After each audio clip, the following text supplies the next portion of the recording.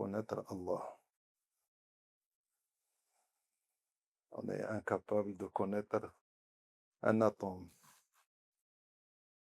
dans son royaume. Un atome même pas visible. On est incapable de le connaître et de connaître ses secrets et tout ce qu'il englobe comme connaissance et comme science.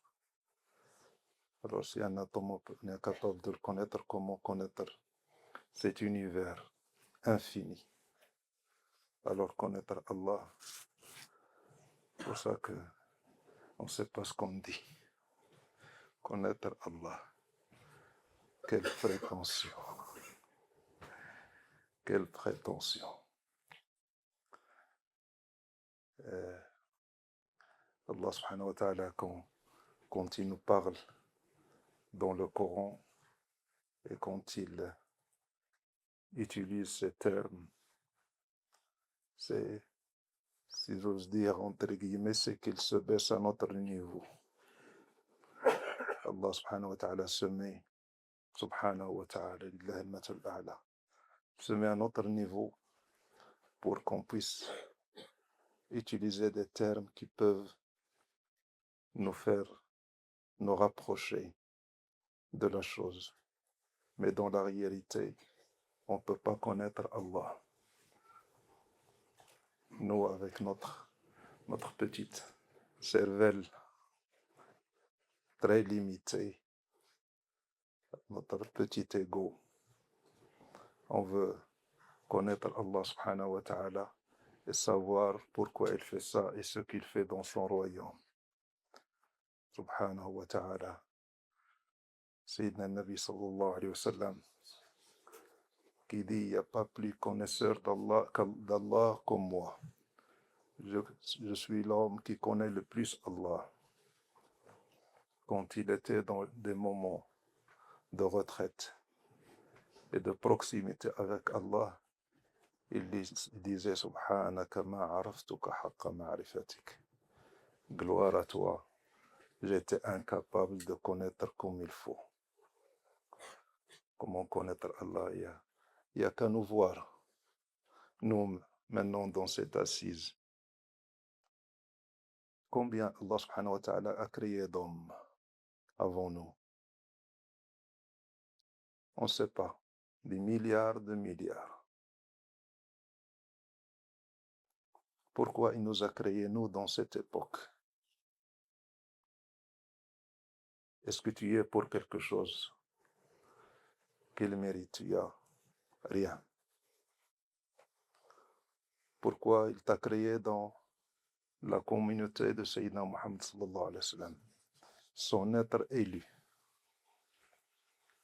Il a mis dans ton cœur la foi en Sayyidina Muhammad et l'amour de Sayyidina Muhammad sallallahu alayhi wa sallam, l'être suprême. Est-ce que tu y es pour quelque chose? Rien du tout. Pourquoi il t'a ramené chez Sayyidina Muhammad sallallahu alayhi wa sallam en ce moment, là où tu es? Dans tous les temps, il a choisi ton temps. Et parmi tous les hommes, il a choisi ton identité. Et il t'a mis dans cet endroit. Est-ce que tu as un mérite? Quel mérite on a? Rien du tout. Pourquoi? On ne sait pas. Pourquoi nous? On ne sait pas. Pourquoi moi? Qu'est-ce que j'ai fait pour mériter tout ça? Pour ça que l'homme, quand on meurt, le jour de notre mort, au dernier souffle, on a la sueur sur le front. Et cette sueur, c'est la sueur de honte. Parce que quand l'esprit commence à sortir du corps et que le monde de l'au-delà commence à dévoiler et on commence à voir notre place dans le paradis, on a honte. On a honte. parce qu'on voit notre endroit dans le paradis. Je l'espère pour nous tous, Inch'Allah. Et en même temps, on voit ce qu'on a fait dans notre vie. Et on a honte. On a cette sueur qui sort de notre front. Et on commence à se poser cette question. Oh Allah, pourquoi moi? Qu'est-ce que j'ai fait pour mériter tout ça? Absolument rien. Donc, pour remercier Allah, il faut connaître son don. Et pour connaître son don, on n'a pas les moyens. Donc, même pour remercier d'Allah, on ne peut pas, on est incapable. Comme l'a dit Sayyidina Daoud, il a dit, oh Allah, comment te remercier? Parce que même quand je te remercie, je vois que le fait de prononcer des remerciements est un don aussi de toi. Donc je dois te remercier pour le don et te remercier de m'avoir aidé à te remercier et on s'en sort plus, on tourne en rond. Et te remercier parce que tu m'as aidé à me remercier, te remercier, on s'en sort plus. Rien. La plus grande station que peut atteindre l'homme devant Allah, c'est la station zéro. L'inexistant, l'incapable, l'impuissant. Il n'y a qu'Allah. Ne croyez pas que la station zéro, c'est une station facile. C'est une station très, très au-dessus de nos moyens et de nos pensées. Arriver à reconnaître sa vraie valeur, sa vraie place, le non-mérite de tout ce qu'on reçoit d'Allah subhanahu wa ta'ala. Le fait qu'on soit là ici, croyez-moi, wallahi, wallahi, wallahi, si vous vous broyez et vous vous transformez en poudre et vous vous mettez dans l'air pour manifester votre remerciement, ça ne sera pas assez.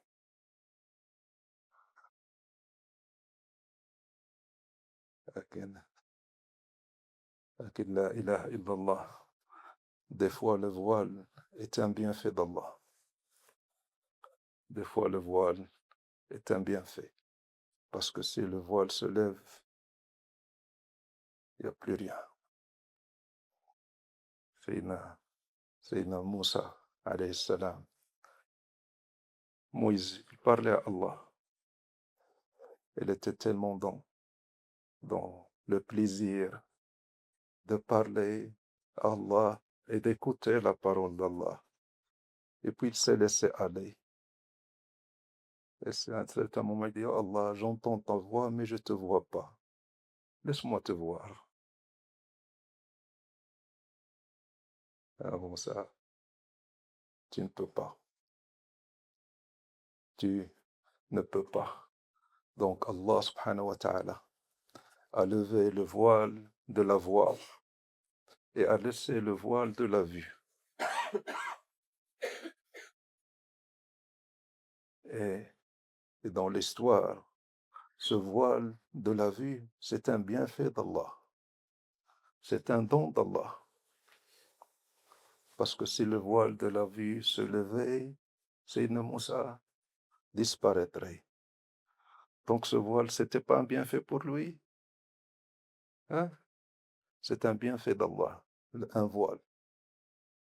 Et Sayyidina Moussa, il a eu ce courage de demander cette chose à Allah. Allah, laisse-moi te voir. J'entends ta voix, mais je ne te vois pas. Laisse-moi te voir.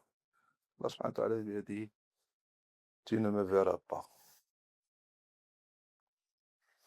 Et qu'Allah subhanahu wa ta'ala l'aide pour cette réponse. Comment il a pu supporter cette réponse d'Allah. Tu ne me verras pas. Ça, pour Sayyidina Moussa, c'est dur. D'entendre son bien-aimé lui dire, tu ne me verras pas. Il y a deux choses que Sayyidina Moussa, que quand je lis le Coran, je dis comment Sayyidina Moussa, il a pu supporter ça. Sayyidina Moussa, il était, même physiquement, il était costaud, grand, baraqué. une force physique, une force de la nature, sallallahu alayhi wa sallam. Il y a deux choses qu'il a entendues, Sayyidina Moussa. Et je me demande toujours comment il a pu supporter. La première chose, c'est avec Sayyidina al-Khadir, le maître Khadir. Quand il n'a pas pu respecter les règles de la voie avec Sayyidina al-Khadir, à la fin, Sayyidina al-Khadir lui a dit Hada firaqu bayni wa baynak. Adieu. C'est notre séparation définitive. Oh Moussa, va-t'en, laisse-moi. Comment Sayyidina Moussa, le disciple, a pu supporter son cheikh, lui dire c'est la séparation. Comment il a pu pour supporter ça? Et un cheikh recommandé par Allah directement. Comment il a pu supporter ça? Et comment il a supporté Allah lui dire tu ne me verras pas? Donc, le voile, parce que il ne faut pas croire que qu'est-ce qui est plus dur pour Sayyidina Moussa? Voir ou entendre? On ne peut pas savoir. Ça, c'est un don. Et ça, c'est un don. Allah, il a mis le voile là parce que ce n'est pas le moment. Allah lui a dit Khudh ma ataytuka wa kun min ash-shakirin. Prends ce que je t'ai donné, ça veut dire le don que je t'ai donné, prends ce que je t'ai donné. Je t'ai permis de me parler. Et remercie-moi et arrête-toi. Ne demande pas des choses que je ne t'ai pas données. Donc le voile, des fois, ça permet de vivre. Ça permet à ce que la vie continue sur cette terre. Parce que c'est nous tous, ce voile se lever et qu'on connaîtrait la réalité, la vie sur cette tête s'arrêterait. Sayyidina Nabi sallallahu alayhi wa sallam, il dit Da'u an-nasa fi ghafalatihim yarzuqu ba'duhum ba'da. Laissez les hommes vivre dans leur distraction pour qu'ils puissent vivre sur terre, aller travailler, manger. Sinon, si tu connaissais Allah, tu voyais Allah et la lumière d'Allah, tout s'arrête. Donc, nous là assis, est-ce qu'on peut savoir l'étendue du don d'Allah sur nous en ce moment-là, cet instant? Est-ce qu'on peut savoir? Wallahi, vous n'en avez aucune idée. Et tant mieux, alhamdulillah. Fadlullah, la hadda lah. Le don d'Allah subhanahu wa ta'ala n'a pas de limite. Et le bienfait d'Allah n'a pas de limite. Est-ce que Allah nous donne, est-ce que fait Allah subhanahu wa ta'ala dans notre royaume, dans son royaume? Et pourquoi? On n'en sait rien du tout. Donc, connaître Allah, est-ce qu'on peut connaître Allah? Est-ce qu'on peut le connaître? Et on utilise toujours ce terme, cheminer vers Allah. Masha'Allah.